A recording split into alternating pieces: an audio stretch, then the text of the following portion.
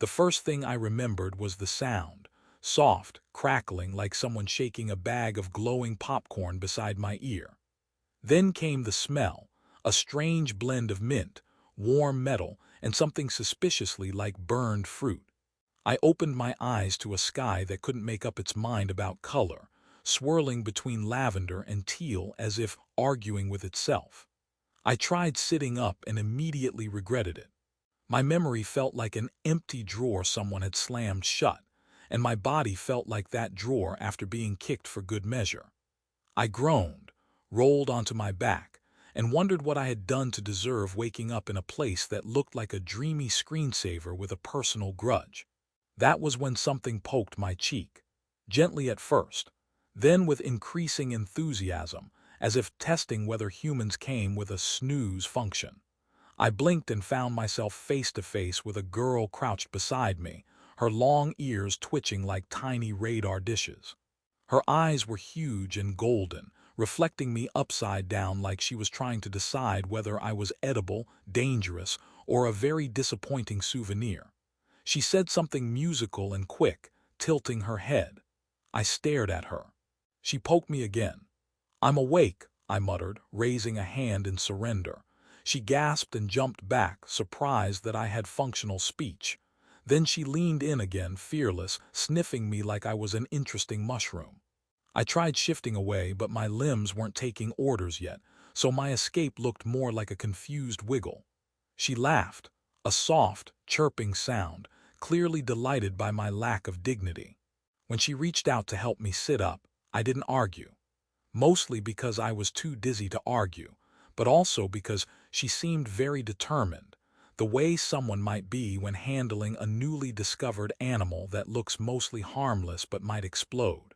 She spoke again, slower this time, tapping her chest and saying a name I absolutely could not repeat. Then she tapped my chest expectantly. I don't know," I admitted. Her ears shot upward in alarm. She tapped my head, frowned, then tapped her own, then me again, as if diagnosing a problem. Finally, she made a sympathetic sound and patted my shoulder with the kind of pity reserved for small, injured creatures and people who forget their passwords. She stood and motioned for me to follow. Standing, however, was a team effort. My legs had apparently resigned from their job without notice, and she had to grab my arm and yank with surprising strength. I stumbled forward, nearly falling into her.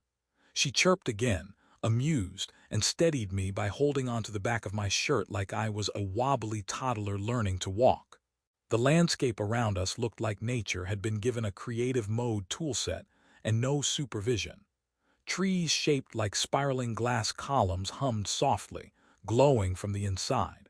Strange plants curled and uncurling like sleepy fingers. Small creatures drifted by, floating rather than walking, giving me unimpressed looks before wobbling away.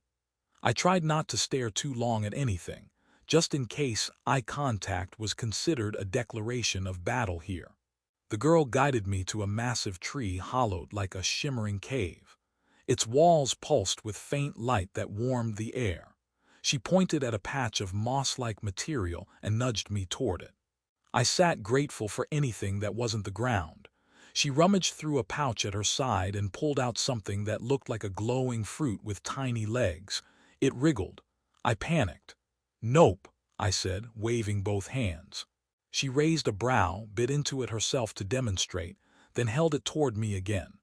The fruit wiggled in what I hoped was fear and not excitement. My stomach growled traitorously. I decided that if she could eat it and wasn't currently combusting, I could probably risk it.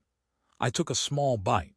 It tasted shockingly good, like citrus and honey, and also regret, because the legs kept twitching even after I swallowed. She laughed so hard she had to hold onto the wall for support. When I attempted to speak again, trying to ask where I was, or who she was, or why the fruit still seemed to be walking around inside my imagination, she only shook her head gently.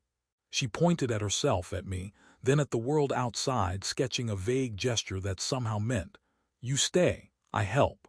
I didn't know her language, her name, or what planet I had apparently been dropped onto like lost luggage, but I understood that part.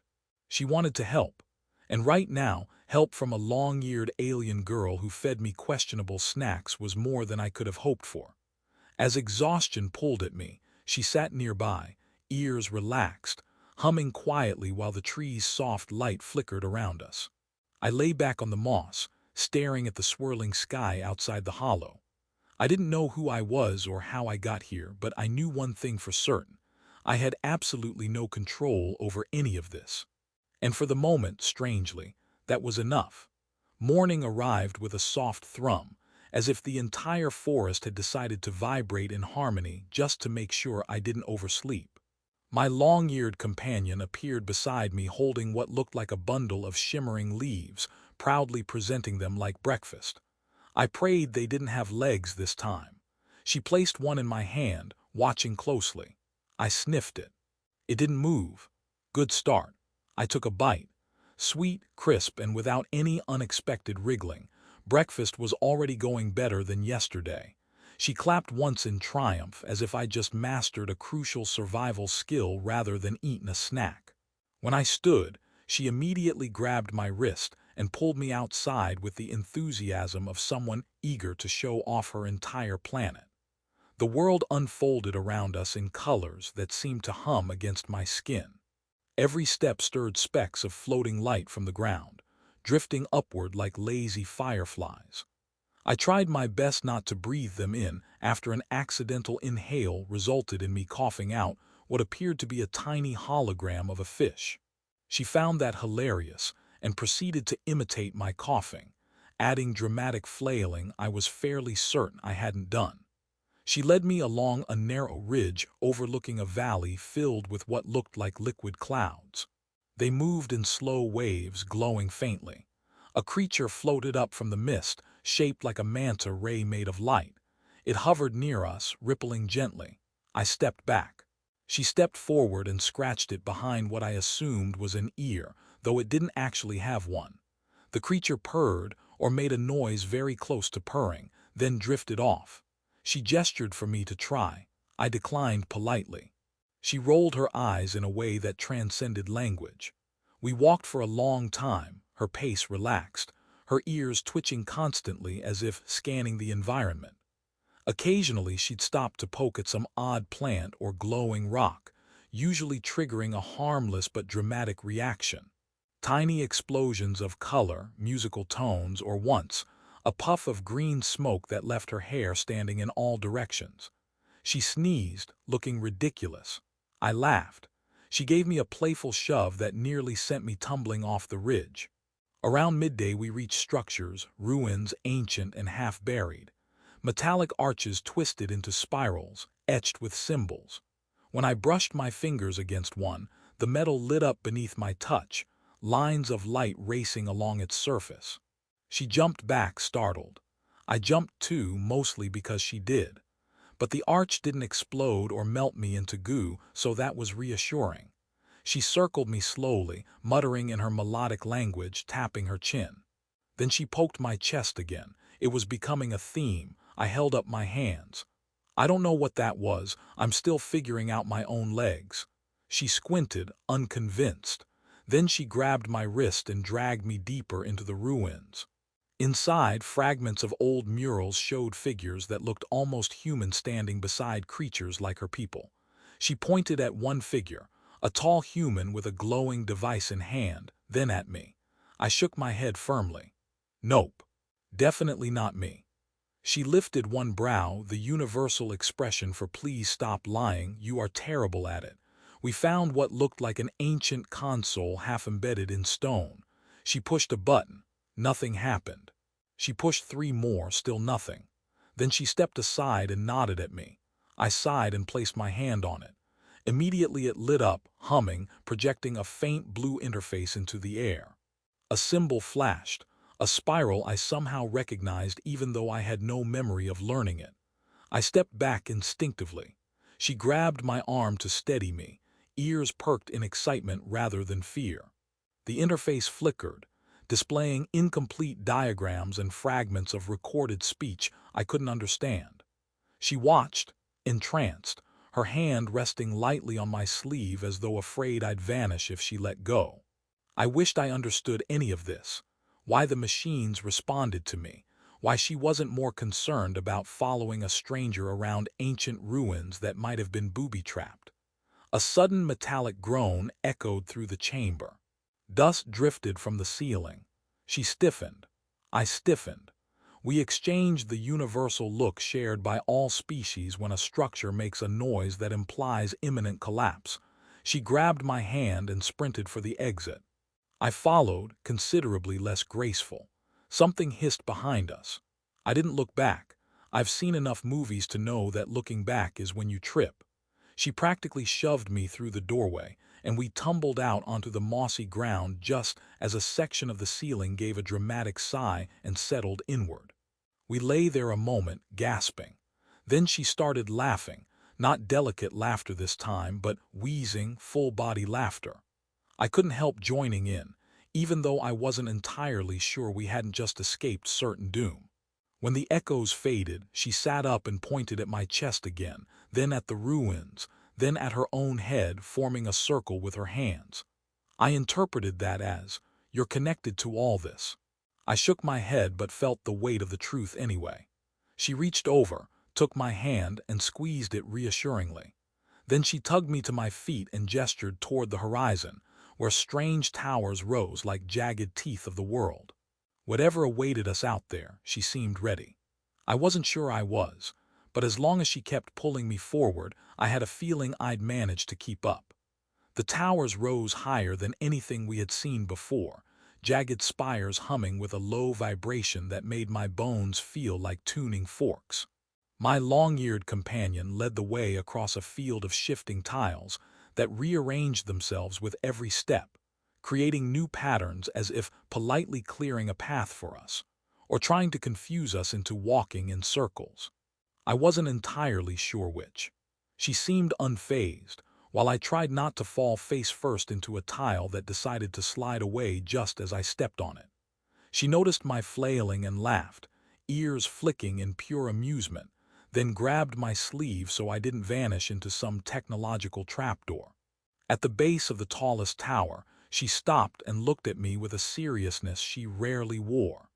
She pointed at the doorless entrance, then at the faint glow beneath my skin that I hadn't realized was showing. Apparently the symbols that had lit up in the ruins earlier were now shimmering along my forearms, pulsing like a second heartbeat. I muttered, "Great, I'm a glow stick." She snorted, gave my arm a reassuring squeeze, and pushed me gently toward the entrance before I could back away. Inside, the tower opened into a vast chamber where strands of light hung like suspended rivers. The air hummed with an ancient intelligence, watching us without eyes. A holographic projection flickered to life, showing fragmented recordings. Humans walking these halls long ago, working beside beings who looked like her people, and then chaos, malfunction, stasis pods sealing shut, an AI core spiraling into self-protective madness. Finally, an image of a man who looked unsettlingly like me pressed his hand to a console, issuing a command I couldn't hear. Everything went dark after that. She glanced between the hologram and me, her ears lowering with worry. I tried to shrug casually, but my stomach had turned into a knot. "Guess I've been here before," I said, attempting humor. "Nice place. Could use better hospitality." She narrowed her eyes, unimpressed by my attempt at making the situation less terrifying. The tower shook as lights flared. An automated voice vibrated through the chamber, speaking in a language I still didn't understand, but its tone was unmistakably annoyed. A platform rose from the floor, revealing the AI core. A sphere of swirling data encased in transparent metal. It pulsed like a star preparing to throw a tantrum. She stepped between me and the core, raising her hands, murmuring something soft. The energy around the sphere shifted as if listening. The AI responded with a harsh crackle of static. She flinched. I stepped forward instinctively, placing a hand on her shoulder. "Hey," I whispered, "I think this one needs human tech support." She glared at me for the joke, but her ears tilted with reluctant agreement. She took my hand and guided it toward the interface panel that had unfolded from the floor. Symbols lit up in a frantic sequence. I placed my palm on the surface, and the system responded instantly, projecting streams of information into the air, whirling around me like digital storms. For a moment, flashes of memory slipped through the cracks in my mind, running down these halls, calling out to teammates whose faces I still couldn't fully see, ordering an emergency stasis after the AI malfunctioned, knowing I might not wake up. I inhaled sharply as the fragments faded. I didn't know the whole story, but I knew enough. I had been part of this mess long before I woke up in that glowing forest. The AI's voice deepened, its spiral of light swelling dangerously. She tugged my sleeve urgently, pointing at one spiraling cluster of symbols, then tapping her temple, then tapping mine. I understood. We needed to link the AI's logic with her people's energy network. The same strange pulse felt through the forests and ruins. She pressed her hand beside mine on the panel. The system hesitated, then merged our inputs, producing a harmonic sound that resonated through the chamber. Light surged. The sphere calmed, shrinking from wild storm to steady glow. The AI's voice softened, its tone almost apologetic now.